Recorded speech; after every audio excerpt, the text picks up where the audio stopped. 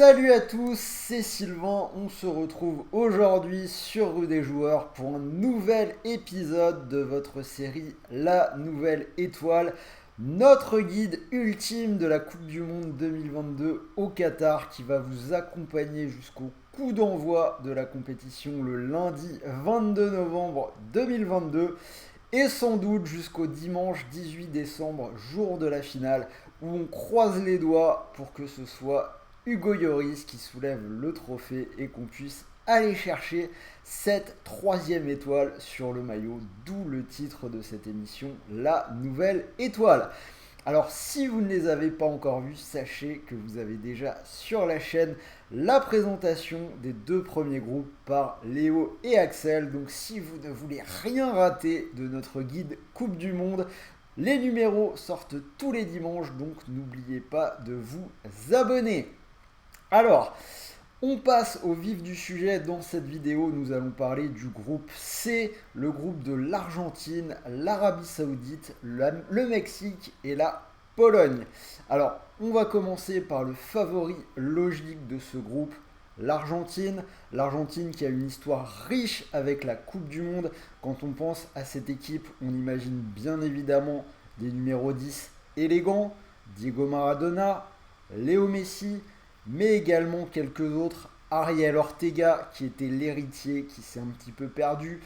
Pablo Aimar, Riquelme, Marcelo Gallardo. On peut également repenser à des milieux défensifs besogneux.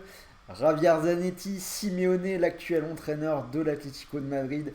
Des joueurs aux cheveux longs, Claudio Caniggia, Redondo, Gabriel Batistuta, Gonzalo Higuaín, énormément de souvenirs.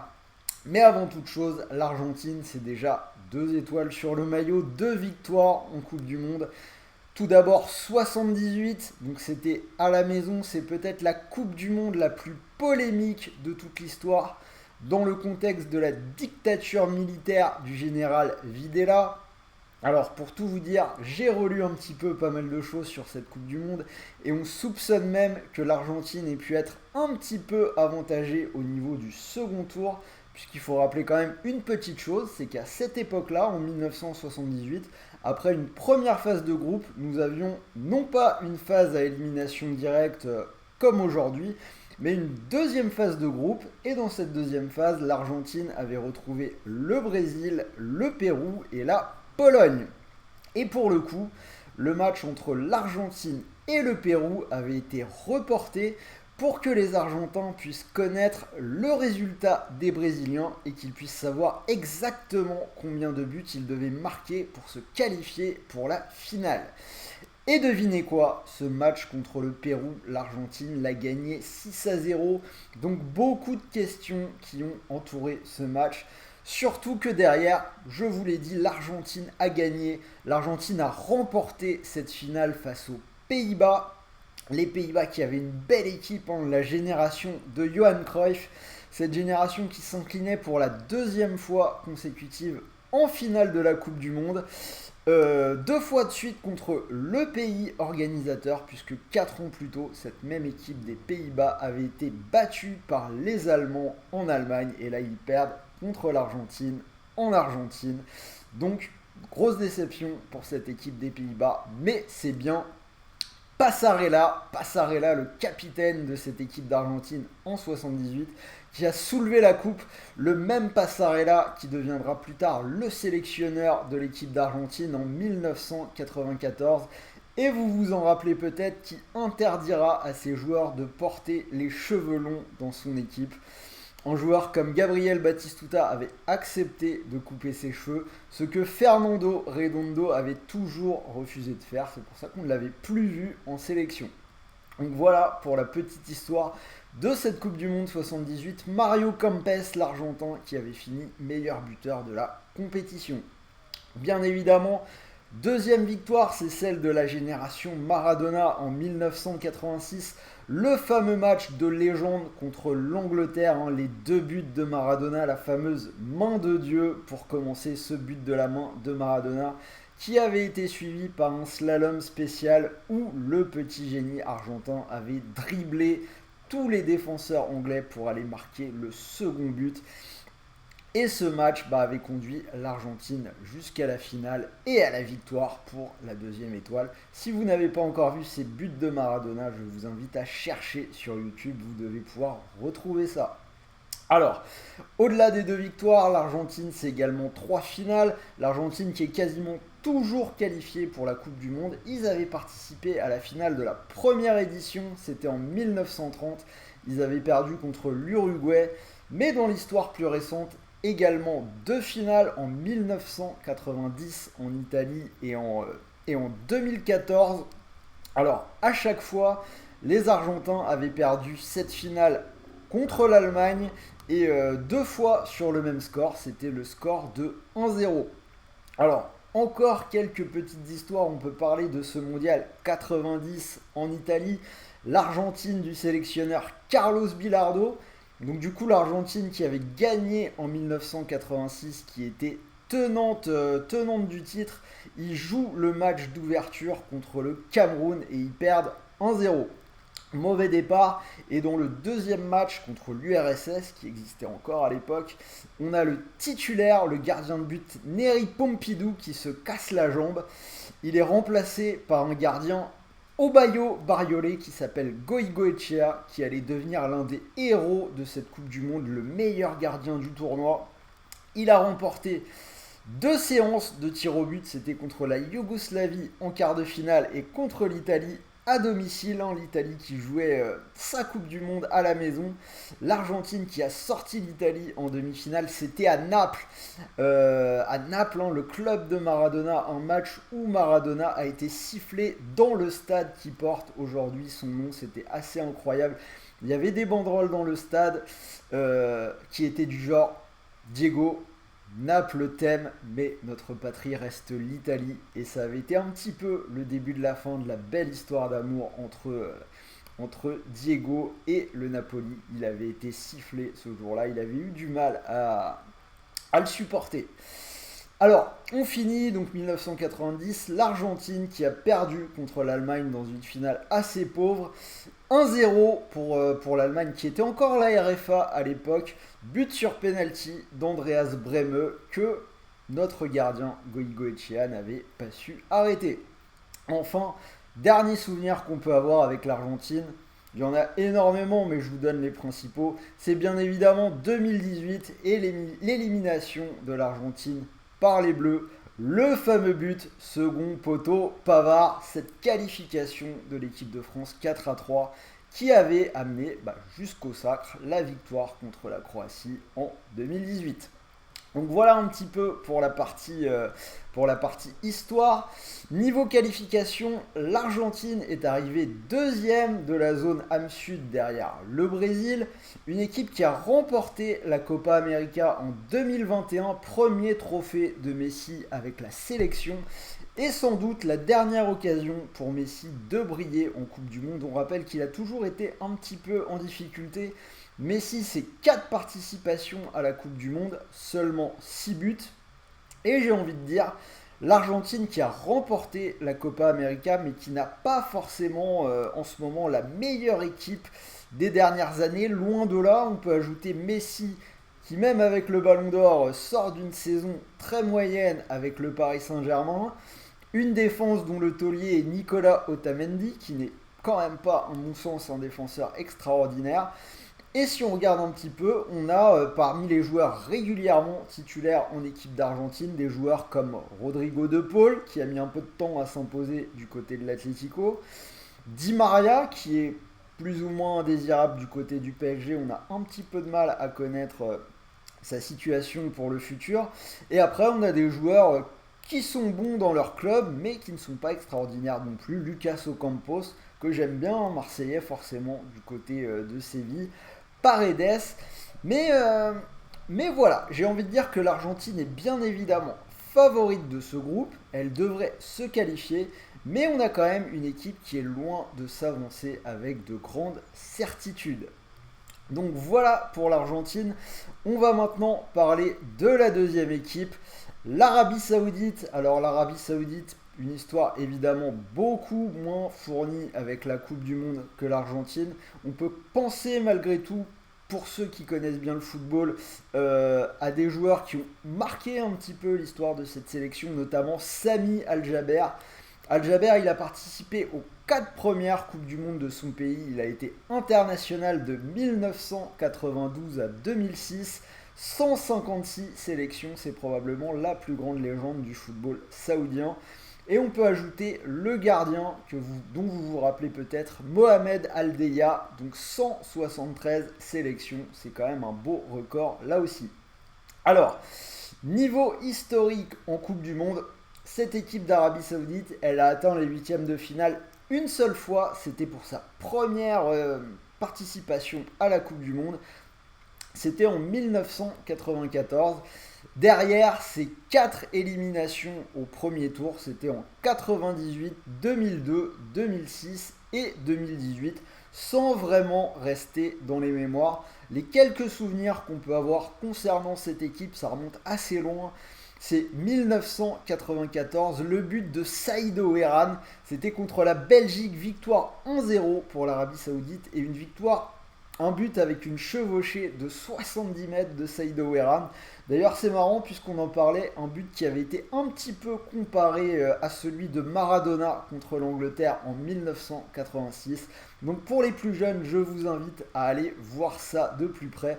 Vous cherchez sur YouTube Saïd Ouéran, but contre la Belgique, vous verrez un très très beau slalom. Le deuxième souvenir qu'on peut avoir, bien évidemment, c'est qu'en 98, notre première étoile, l'Arabie Saoudite était dans le groupe de la France. Ils se sont fait étriller 4-0 par les Bleus. Mais surtout, ce qu'on se rappelle, c'est le carton rouge de Zidane. Donc déjà bien avant 2006 et le coup de boule sur Materazzi. Zidane avait déjà fait des siennes en Coupe du Monde. Il s'était essuyé un petit peu les crampons sur un joueur saoudien qui traînait par terre. Vous vous en rappelez peut-être. Résultat, carton rouge.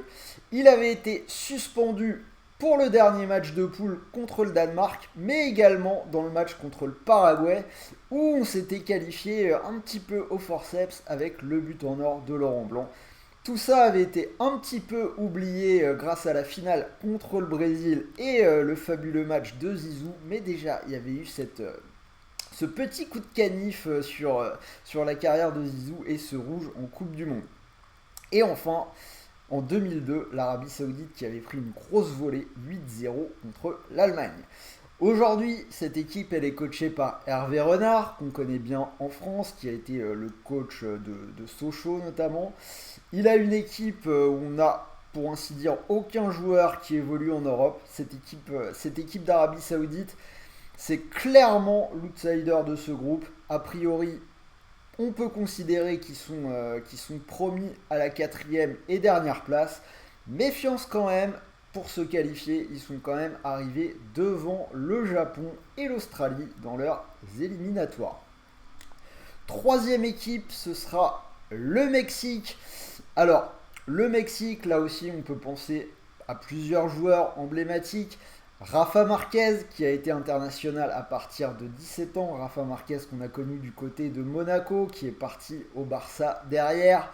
Jorge Campos, le gardien de but, bien évidemment. Gardien de but d'1m70, aux tenues plutôt bariolées et au style acrobatique. Et pour ceux qui se souviennent un petit peu, on peut penser à Blanco aussi. Blanco et son fameux dribble qui avait été homologué, qui avait fait le buzz lors de la Coupe du Monde 98. Je pense que vous l'avez déjà vu, ça consiste à coincer le ballon entre ses deux pieds et à faire un petit saut pour se débarrasser des joueurs qui sont autour de lui. Là aussi, je pense que vous pouvez retrouver ça très facilement sur YouTube en tapant dribble de Blanco ou quelque chose comme ça. Alors, là aussi, le Mexique, on a une équipe qui est presque toujours qualifiée pour la Coupe du Monde. Ils ont accueilli 2 fois la Coupe du Monde, c'était en 1970 et en 1986. Et à chaque fois, les Mexicains sont arrivés en quart de finale à la maison, leur meilleure performance. Donc méfiance, ils seront à surveiller, mais pas au Qatar pour la prochaine Coupe du Monde, puisque le Mexique va co-organiser la Coupe du Monde 2026. Ce sera avec les États-Unis et le Canada. Pour le reste, depuis 1994, on a 7 qualifications en 8e de finale, 94, 98, 2002, 2006, 2010, 2014 et 2018. À chaque fois, ils arrivent en huitième de finale. Dernier souvenir, 2018, ils sont dans le groupe de l'Allemagne. L'Allemagne tenante du titre qui avait été éliminée en finissant dernière de ce groupe. Derrière la Suède, le Mexique et la Corée du Sud. Si vous vous en rappelez, c'était quand même assez fou. Autre chose, 2010, le Mexique qui était dans le groupe des Bleus, les Bleus de Nisnar, c'était le match juste après d'ailleurs, si je dis pas de bêtises, et le Mexique avait corrigé les Bleus 2-0 au cours de cette édition, vraiment catastrophe pour nous. Alors aujourd'hui, le Mexique est entraîné par Tata Martino, l'ancien entraîneur du Barça. Ils ont fini deuxième de la zone CONCACAF derrière le Canada. Ils ont quelques joueurs talentueux. On peut penser au gardien qu'on a connu en France, Guillermo Ochoa, mais également des joueurs qui évoluent dans pas mal de bons clubs en Europe. Raúl Jiménez, l'attaquant de Wolverhampton, Irving Lozano du Napoli, ou Corona qui est aujourd'hui à Séville, mais qu'on a vu pendant de longues années du côté de Porto. Donc méfiance face à cette équipe, on en reparle plus tard dans la vidéo, mais moi je les vois bien accéder à un nouveau huitième de finale dans cette édition. Et dernière équipe qui fait partie de ce groupe, c'est bien évidemment la Pologne. Alors, la Pologne, donc une équipe qui a quand même pas mal de talent, notamment en attaque, bien évidemment Robert Lewandowski, le buteur du Bayern, mais également Piatek ou le Marseillais Milik, capable de bonnes choses. Cette équipe de Pologne qui, mine de rien, a déjà un petit historique en Coupe du Monde. 2 fois, ils ont été chercher une 3e place. C'était en 1974 où ils ont battu le Brésil. Cette année-là, ils ont fini meilleure attaque du tournoi et ils avaient dans leur rang le meilleur buteur de la compétition, qui était Lato. Et en 1982, ils sont arrivés 3e en battant les Bleus. Ces Bleus qui sortaient du traumatisme de Séville, la génération Platini, cette fameuse défaite contre l'Allemagne au tir au but, sans doute vraiment la plus cruelle de toute l'histoire de la Coupe du Monde. Les Bleus qui avaient été éliminés au tir au but après avoir mené 3-1 dans la prolongation. Et donc en 82, derrière, petite finale, ils perdent contre la Pologne dans l'équipe de Boniek. Boniek qui a été le partenaire de Platini du côté de la Juve. Alors, pour cette Coupe du Monde-ci, donc les Polonais qui se sont qualifiés en arrivant deuxième de leur groupe, c'était derrière l'Angleterre, mais devant des équipes comme l'Albanie et la Hongrie. Ils sont passés par les barrages, donc ils ont été, au vu de la situation internationale, dispensés du match contre la Russie, mais derrière ils ont battu la Suède 2-0. Alors, que peut-on attendre de cette équipe de la Pologne? Difficile à dire, ils sortent d'un euro un petit peu difficile. Élimination au premier tour avec 2 défaites et un nul. Cela dit, ne pas oublier qu'au même euro, ils avaient fait quart de finale en 2016 en France. Donc j'ai envie de dire que ce sera probablement l'équipe qui va disputer la 2e place du groupe avec le Mexique. Alors, maintenant qu'on a vu tout ça, je vous propose de jeter un œil au calendrier de ce groupe, les 3 journées du premier tour. Ça commencera le 22 novembre avec Argentine, Arabie Saoudite et Mexique-Pologne. Derrière le 26, Pologne, Arabie Saoudite et Argentine-Mexique. Et enfin Arabie Saoudite-Mexique et Argentine-Pologne. Alors on a tout de suite une première journée très importante. Je pense que l'Argentine devrait logiquement gagner contre l'Arabie Saoudite. On peut imaginer que l'Argentine pourrait également battre le Mexique.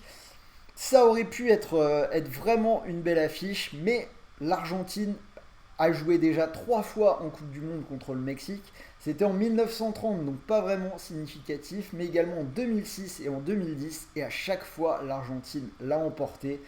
Donc on peut imaginer que l'Argentine serait au bout de 2 journées avec 6 points.